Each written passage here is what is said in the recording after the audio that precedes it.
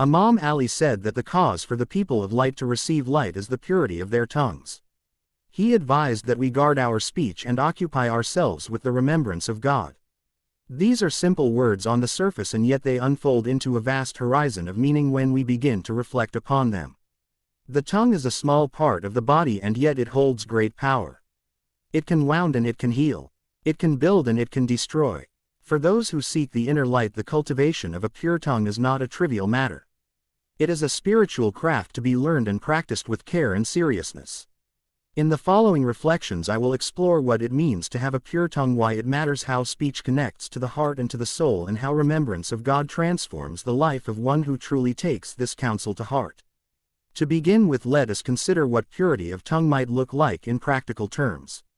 A pure tongue avoids lies and falsehood. It refrains from slander and gossip. It does not speak in ways that humiliate or degrade others. It speaks truth with gentleness and honesty. A pure tongue also avoids idle and harmful chatter. It does not indulge in meaningless noise that distracts the soul from higher pursuits. It chooses words that bring peace, clarity, and beauty. When we say that purity of tongue is a cause for light, we mean that right speech is not merely an ethical nicety. It is a means by which the heart opens and the soul becomes receptive to divine illumination. Imagine a crowded room where everyone is shouting. The shouting drowns out a soft melody. In the same way, the turmoil of careless speech drowns out the subtle voice of the Spirit. When the tongue becomes disciplined and humble, the inner ear begins to hear again. Speech and heart are intimately connected. The tongue is the instrument of the heart. What the heart conceives, the tongue translates into words. If the heart is full of arrogance, envy, or hatred, then the words will betray those states. If the heart is humble, loving, and mindful, then the speech will reflect that inner beauty. Many spiritual traditions teach that the outer actions are the visible expression of inner states. Words are among the most visible of those actions. Therefore, the guard of the tongue becomes a guard of the heart. When one disciplines speech, one gradually reforms desire, anger, and attachment. A person who learns to restrain a cruel or thoughtless word learns to notice the impulse behind that word. That noticing creates a space. In that space, one can choose differently. With patient repetition, that choice becomes a habit. Over time, the habit shapes the character. Remembrance of God is the second part of the counsel given by Imam Ali. To occupy oneself with the remembrance of God is to align the heart with a higher reality. Remembrance is not only the repetition of formulas. It is the presence of awareness and love in each moment. When memory turns towards the divine, the heart softens. The breath becomes gentle and the mind settles. In such a state, words are used with greater care because the speaker senses the presence of God in listeners and in the act of speech itself. The remembrance of God creates a field of awareness that protects the tongue from meanness and frivolity. It awakens compassion. It increases sincerity. It brings humility. In a life where remembrance is habitual, the tongue serves as an instrument of guidance and mercy rather than a weapon of harm. Why does light come to those whose tongues are pure? Light here is not merely metaphor. It refers to spiritual clarity, inner guidance, and a sense of harmony with the divine will. When speech is truthful and compassionate, it shapes relationships based on trust. Trust opens the way for spiritual learning and companionship. Light also refers to the inner conscience that becomes clearer and more luminous. A person whose tongue is pure experiences fewer inner contradictions. There is less guilt and less conflict. The inner world becomes transparent, and that transparency allows spiritual insights to surface. The light then guides thought, decision, and action. In the history of spiritual teachers, we find that those who were honored as enlightened were often people of few words and deep presence. Their speech was measured and purposeful. Each word carried weight because it was rooted in their inward practice. Let us think about specific harms that arise from impurity of speech. Gossip spreads like wildfire. It erodes the fabric of community. A vicious rumor can damage reputations and break families. Lies warp reality and create a distance between people and truth. Flattery can manipulate while sarcasm and ridicule wound.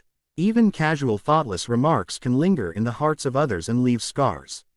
The harm done by speech often multiplies because words beget consequences that go far beyond the initial moment. A single sharp comment spoken in haste can set off a chain of anger, resentment, and retaliation. In contrast, a single gracious word can repair a broken relationship and inspire kindness. Therefore, the moral responsibility attached to speech is immense. Guarding the tongue requires both negative and positive practices. Negative practices mean refraining from harmful acts of speech. This includes avoiding lying, slandering, gossiping, and using speech to manipulate or belittle. It also includes restraint from crude jokes that punch down or from idle boasting. Positive practices mean cultivating speech that heals, that clarifies, and that uplifts. Speak truth in gentleness. Offer encouragement. Share knowledge with humility. Use words to comfort the bereaved, to guide the lost, and to teach the willing. Practice listening more than speaking. Listening itself can be a form of speech in disguise because it communicates respect, attention, and care. A life built on attentive listening and careful speech becomes a haven for others. A practical method to develop a pure tongue is to pause before speaking. This pause allows the mind to consider the consequences of the word. The pause need only be a breath. We can teach ourselves to inhale lightly and ask inwardly a few questions. Is this true? Is this necessary? Is this kind? If the answer to any of these questions is no, then perhaps silence serves better. The pause becomes a gatekeeper. Over time, the habit of pausing trains the tongue to respond rather than react. It creates a reflective space in which the inner teacher can be consulted. It reconnects the speaker with the intention behind the speech. Is the motive to gain approval or to harm or to help? Motive matters because words spoken from egoic cravings rarely bear beneficial fruit. Another important practice is to cultivate gratitude. A grateful heart tends to speak gently because it recognizes the goodness that surrounds it. Gratitude reduces complaints and envy. When a person practices gratitude, the tongue naturally offers thanks, praises, and blessings. Gratitude also shifts attention away from petty grievances and toward abundance. In daily life, one can set simple reminders to count blessings and to mention them in speech. This practice slowly reorients conversation away from complaint and toward appreciation. When gratitude fills the heart, the speech becomes a vehicle of praise and remembrance. Mindfulness of the breath is a complementary discipline. When one focuses on the breath, the mind steadies and agitation settles. Breath awareness supports the pause before speech. The breath anchors presence in the body and reduces impulsivity. Practices such as short pauses with mindful breathing before responding in conversation produce remarkable changes. They prevent the tongue from being a puppet of reactive habit. Over time, breath awareness deepens into a general capacity to remain grounded during emotional arousal. The grounded person can speak the truth without violence and remain silent without fear. Humility is central to the purity of tongue. Humility means recognizing the limits of one's knowledge. It means avoiding the arrogance of certainty when one is not certain. Humble speech acknowledges doubt and invites dialogue. Humility also helps one accept correction. When corrected, a humble person does not seek to win an argument at any cost. Instead, they listen and integrate what is useful. In many conflicts, words escalate because pride refuses to yield. Cultivating humility allows speech to be flexible and reparative. A humble apology can dissolve hostility. The willingness to say "I was wrong" and to ask forgiveness is a sign of strength rather than weakness. Remembrance of God can be woven into daily speech with small intentional acts. Begin conversations with a phrase of blessing or gratitude. Mention God's name before offering advice or asserting a truth when appropriate. Use prayerful silence at moments of tension. Offer a short prayer for those who are suffering. These acts create a sacred orientation in ordinary life. When the divine is remembered, speech acquires a reverent tone. It becomes less about performance and more about service. This small shift changes interpersonal dynamics. People begin to feel safer and more respected in conversation. Over time, the habit of remembrance makes speech itself an act of worship. Stories from spiritual literature and from daily life illustrate these principles. Consider the tale of a merchant who spoke carelessly and lost his fortune not only in money but in friendship. His sharp tongue alienated partners and customers. None trusted him and business failed. Later, when he learned the virtue of guarded speech, he gradually rebuilt trust. He became known for fairness and for kind words. Customers returned not only for goods but for the dignity with which they were treated. Or consider the teacher who always corrected students harshly. The students shrank back and learned by fear. When the teacher tempered their words with encouragement and listened more, the students flourished. Their learning deepened and their creativity blossomed. These stories show that the transformation of speech bears material results. It affects reputation, relationships, economics, and communal life. On a subtler level, words shape thought. The language we use frames reality and channels attention. Harsh language cultivates resentment and narrowness. Gentle language cultivates openness and generosity. Our habitual vocabulary reveals and reinforces our inner state. If we constantly speak of others as enemies, distractions, or obstacles, then our minds will be primed to find enemies, distractions, and obstacles.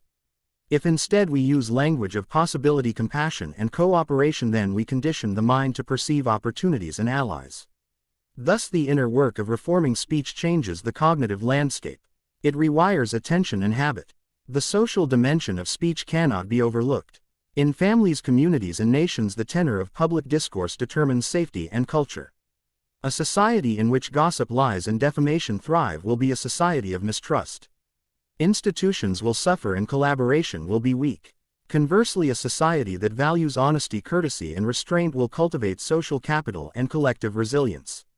Public leaders have a special responsibility because their words move crowds. A speech half truth or an insult can inflame thousands. Leaders who speak with integrity help to create fertile ground for civic friendship and for moral progress. Children learn speech by imitation. The tongue of the elder shapes the tongue of the young. Therefore, the responsibility of guardians and educators is crucial. Teach children the power of words through stories and practice. Praise them when they speak kindly and guide them when they hurt others. Make exercises of pausing, breathing, and choosing helpful words. Create family rituals of remembrance and gratitude.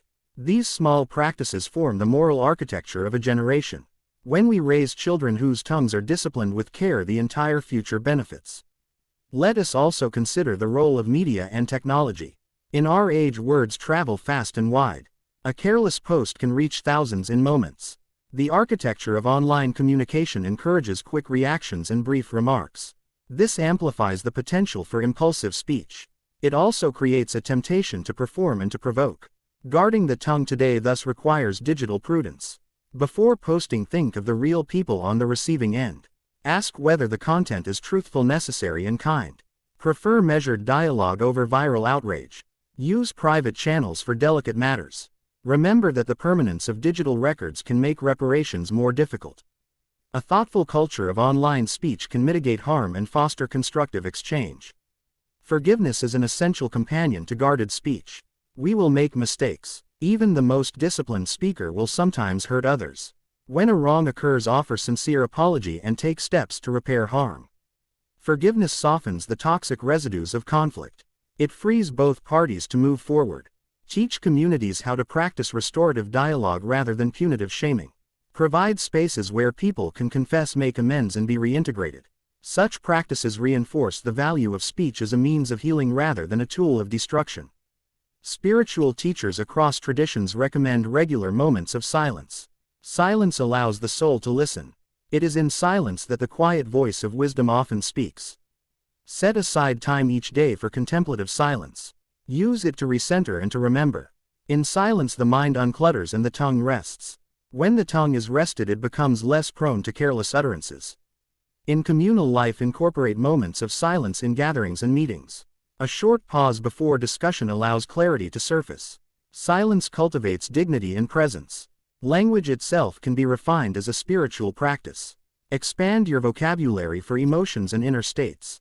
Instead of defaulting to vague complaints, practice naming precise feelings. This clarity reduces misunderstandings and invites compassion. Practice expressing needs without blame. Use I statements rather than you accusations. This small change reduces defensiveness and facilitates honest exchange. Learn to offer constructive feedback with care. Constructive feedback aims at mutual growth rather than at shaming. Frame critique with specific observations, suggestions, and willingness to help. This style of speech uplifts rather than destroys. Compassionate speech often involves telling the truth in ways that do not harm. There are moments when truth must be spoken clearly and firmly. In such moments, the tone and timing matter as much as the content. A difficult truth can be delivered with empathy and support. Prepare the listener. Offer context and be ready to listen to their reaction. Compassion does not avoid truth. It ensures that truth is shared with respect and responsibility. The interplay between silence and speech can be practiced in conversation. Let silence be a companion to speech rather than its enemy. Allow pauses for reflection. Practice listening with the intent to understand rather than to reply. When you speak, refer back to what you heard. This signals that speech is not merely about asserting oneself but about co-creating understanding. In conflict situations, this method reduces escalation and promotes problem solving. Prayer and supplication are powerful forms of speech that transform the heart. Reciting prayers with meaning and awareness refines intention. They remind the speaker of a greater presence and a higher aim. Regular prayer disciplines the tongue to use words beyond selfish ends. It aligns the heart toward gratitude, humility, and surrender. Integrate short prayers or invocations into daily life. Let them be a steady current that shapes ordinary conversation. Another practical discipline is to adopt speech ethics in your workplace or community. Develop charters of respectful communication. Train teams in nonviolent communication techniques. Encourage leaders to model humility and to prioritize listening. Evaluate policies that reward loudness over substance. Reward those who build bridges and who practice integrity. Organizational cultures that honor careful speech experience higher trust and productivity. Reflection on mortality deepens the motivation to guard the tongue. When we remember that life is finite and that words leave traces beyond our lifetime, we become more careful. What legacy do we want to leave with our speech? Do we want to be remembered as someone who lifted others or as someone who tore them down? This perspective prompts us to choose words that honor life and dignity. Finally, we return to the intimate link between remembrance and speech. When the heart is constantly turned toward God, the tongue naturally follows. Occupying oneself with God is not an escape from social responsibility. It is a strengthening of it. The remembrance of God steadies the heart and invests speech with compassion, clarity, and humility. The practice of dhikr or remembrance can be woven into daily tasks. It need not be elaborate. Short phrases of invocation whispered in the heart while working, commuting, or caring for others sustain a spiritual orientation. Over time, this habit reconditions the tongue to speak from a place of light rather than darkness. In conclusion, guard your tongue as you guard treasure. Let your words be instruments of healing and guidance. Pause and breathe before you speak. Cultivate gratitude, humility, and presence. Teach young ones by your example. Use the power of digital media with care. Practice silence, prayer, and compassionate truth-telling.